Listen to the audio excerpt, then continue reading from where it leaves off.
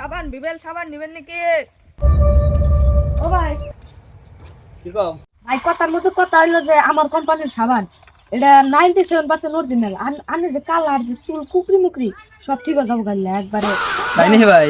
তাই দেখে তো কিন্তু 97% জিনিস ইউজ করে না যে আমি 100% লাগবো আমার। ভাই আমার কাছে তো 100% নাই কেন, কিন্তু আর একটা বস্তু আছে। কি দেখি?